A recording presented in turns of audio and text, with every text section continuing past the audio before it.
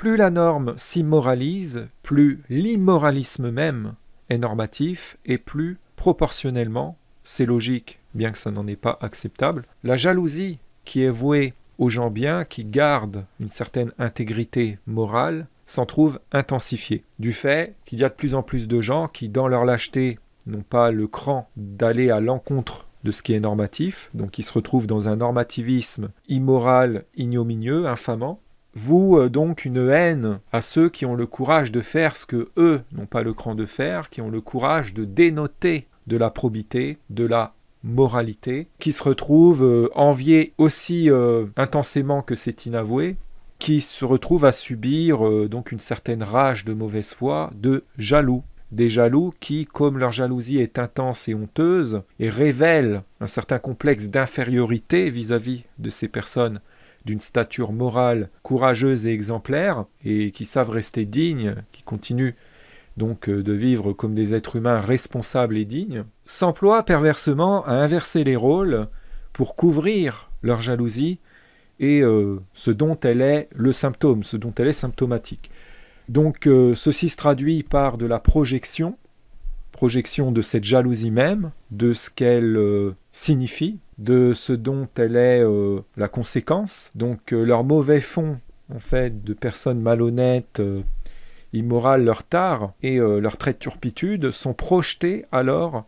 très lâchement et injustement sur de belles personnes qui sont voulues affubler de toutes sortes de défauts, dépréciés et dont les mérites sont voulus nier. Il y a alors un consensus qui se forme entre ces jaloux visant à nier tous les mérites de ces belles personnes, puisque leur reconnaissance dans leur valeur à ces personnes et la reconnaissance sociale de leurs mérites, leur éligibilité même à la reconnaissance sociale, représente une menace pour ces jaloux qui craignent que ces personnes donc soient reconnues comme elles doivent l'être à leur juste valeur et que ça fasse contraste avec eux, avec la minabilité de ces jaloux qui ont peur alors d'avoir encore plus de complexes d'infériorité et qui, dans leur fuite de leur devoir de remise en question, ils se dérobent à leur devoir de remplir ce devoir, et ils veulent s'assurer donc que ces personnes ne puissent même pas s'illustrer en fait dans leurs compétences avec donc leurs qualités et qu'elles soient damnées en quelque sorte, qu'elles soient invisibilisées, ghostées. Et donc plus ils s'arrogent en fait un pouvoir de salissement de ces gens, de dépréciation de ces gens, et le pouvoir de faire croire à la majorité que ces personnes seraient des personnes qui ne vaudraient rien, desquelles il n'y aurait rien à attendre de plaisant, de bien, et plus ils ont alors l'assurance d'être éloignés du risque d'être confrontés à la supériorité de ces personnes vis-à-vis d'eux. Et plus donc ça les soulage. Donc c'est une façon malsaine d'essayer de pallier donc un complexe d'infériorité qui est lourd de sens. C'est une réaction déraisonnable plutôt que de travailler à s'améliorer pour amenuire, même si ça ne doit pas être le seul but, ce complexe d'infériorité, plutôt que de travailler sur elle pour acquérir et développer les qualités et être vraiment de belles personnes et cesser de rester dans cette jalousie, voilà, et devenir éligible à l'estime des gens en tant que belles personnes. Ces pervers, ils en deviennent pervers par leur procédé et dans leur mauvaise foi, et recours à ces procédés de tricheurs, donc recours à l'inversion, à la projection diffamatoire, et essaie de mimer, d'imiter très pathétiquement donc ces belles personnes qu'ils jalousent inavouablement, en essayant de s'arroger leurs qualités, de faire croire qu'ils seraient ce que sont ces personnes-là, et que ces personnes qu'ils jalousent seraient ce que eux sont. Donc projettent toutes leurs caractéristiques de détestabilité, leur mauvais fond, leur bassesse d'âme, leur perversité même, leur trait de turpitude et leur indignité sur ces belles personnes, en interdisant à ces belles personnes d'exceller, de performer, d'accomplir de belles choses là où eux se montrent nuls, déméritants. Donc ce sont des gens qui sont contre le méritocratisme, mais qui, pour se couvrir dans leur perversité d'inverseurs, vont usurper le statut de gens méritocrates qui seraient pour que la valeur et les mérites de chacun soient reconnus. Alors qu'en fait, ce sont les plus zélés et fascistes opposants à ça, qu'on soit dans une méritocratie où l'estime des gens serait moralement conditionnée, où il faudrait mériter pour avoir, ça c'est leur pire cauchemar. Voilà. Donc ils veulent maintenir un système antiméritocratique, d'injustice. Ils veulent maintenir l'inversion et même l'amplifier. Et d'ailleurs veillent à ce que ce monde soit toujours plus inversif. Ils ne supportent pas la moindre chose que l'on puisse faire pour favoriser une désinversion, même ne serait-ce qu'essayer d'amorcer un début de désinversion. Donc dès qu'on s'illustre en tant qu'anti-inversionniste, ils inversent en nous faisant passer pour les inverseurs. Eux, dans leur inversionnisme augmenté et de plus en plus pervers, ils jouent les anti-inversionnistes avec donc une malhonnêteté paroxystique. Il n'y a plus de mots pour décrire combien ils sont capables d'aller malhonnêtement loin là-dedans. Et ils détestent donc forcément l'intégrité morale des personnes qui réussissent là où eux échouent, qui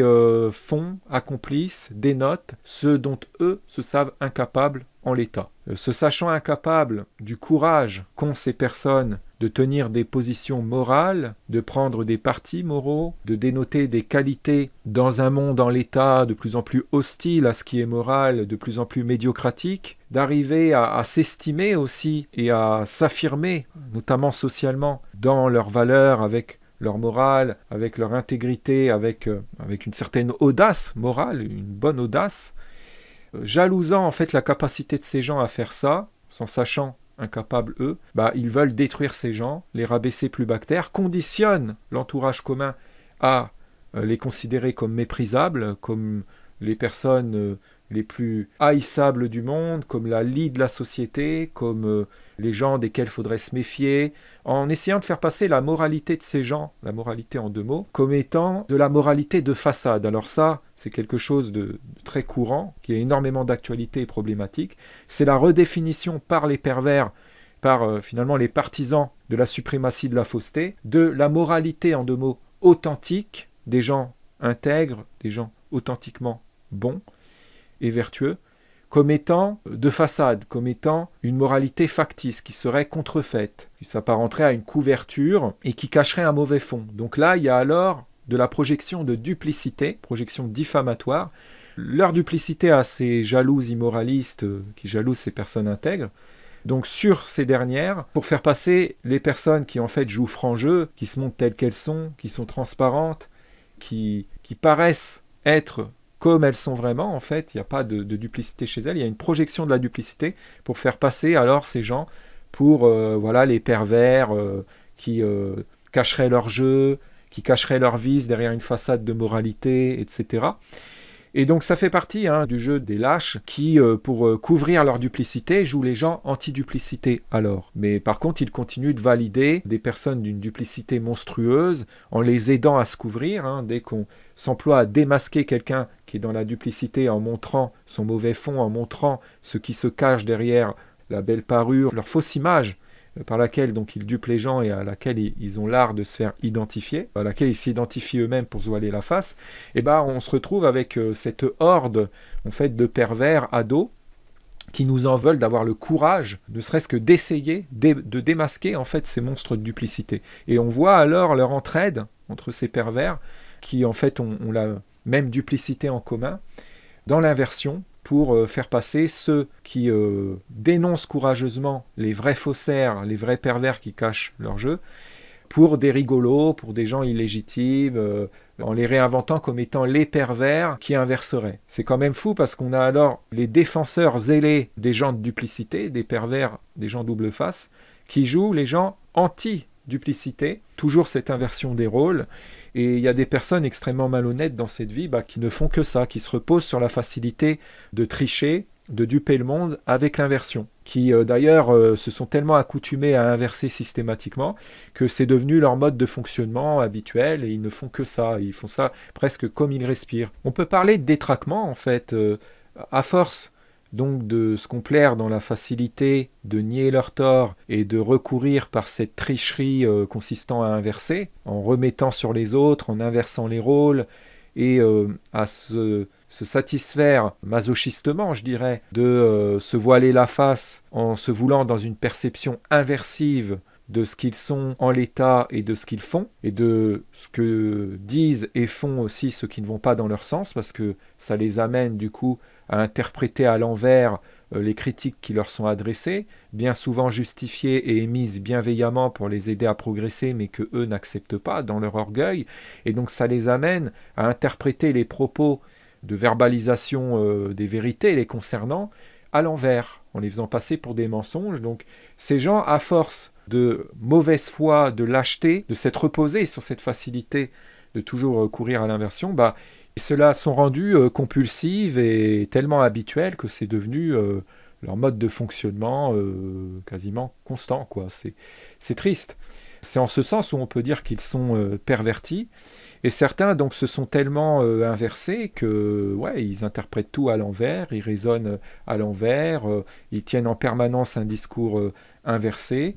Et ils essaient de se la jouer à l'endroit dans leur inversivité. C'est assez hallucinant. Et forcément, là-dedans, dans cette folie, ils voient les gens à l'endroit comme étant les gens à l'envers, puisqu'ils prennent l'inversion pour l'endroit. Et donc forcément, par là, ce qui est à l'endroit, ils le voient comme étant à l'envers. Ça, c'est terrible. Donc on peut dire que moi, ce que je propose d'appeler l'inversionnite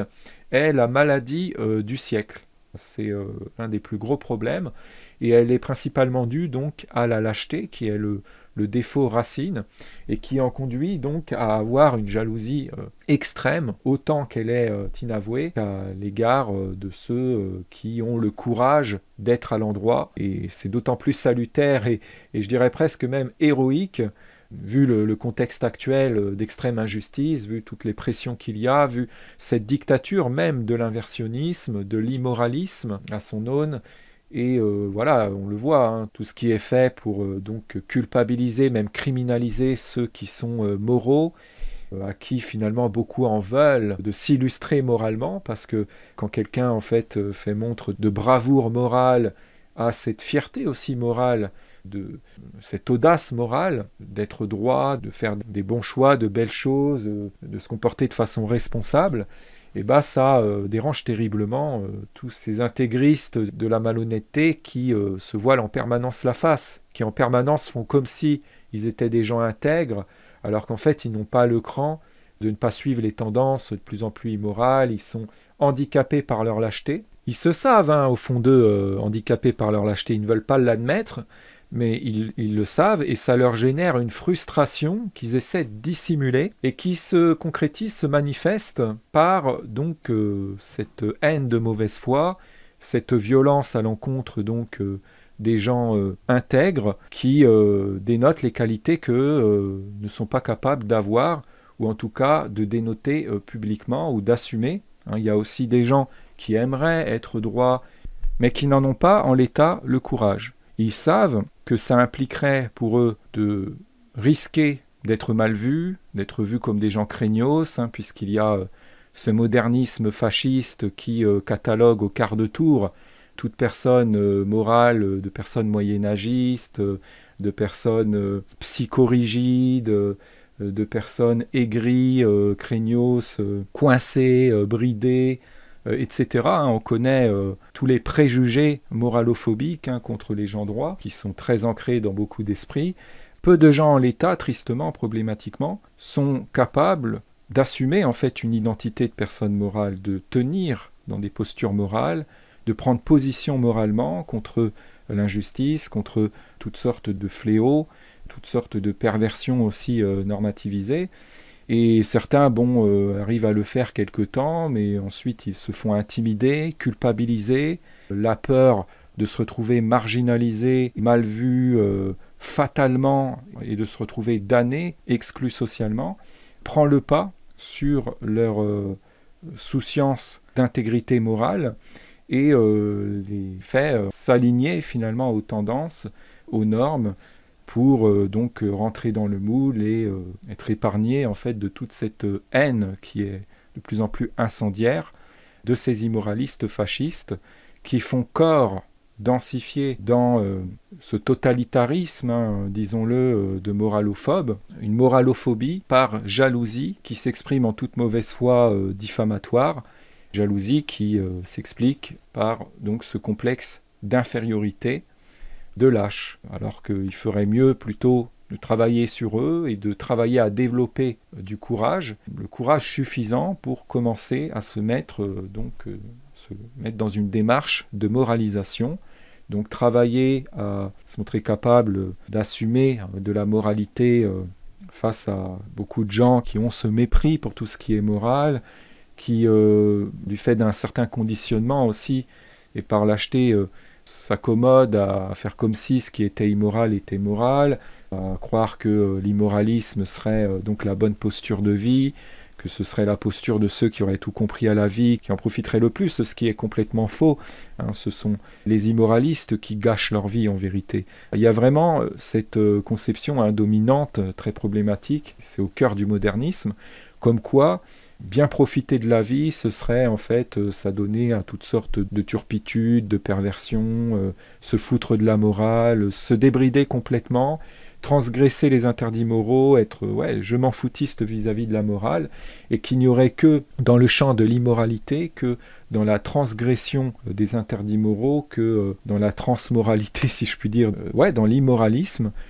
que le plaisir serait concevable, que le profit de la vie serait concevable, et donc les moralistes sont encore vus très problématiquement comme étant des gens qui s'encarcaneraient masochistement, qui seraient connement bridés bêtement, pour aucune raison compréhensible, qui seraient des fous, qui se gâcheraient la vie, qui s'empêcheraient de vivre, avec donc des interdits moraux qui s'emploient à dépeindre comme étant injustifiés, en irrationalisant mensongèrement le moralisme, en le faisant passer donc même pour une maladie,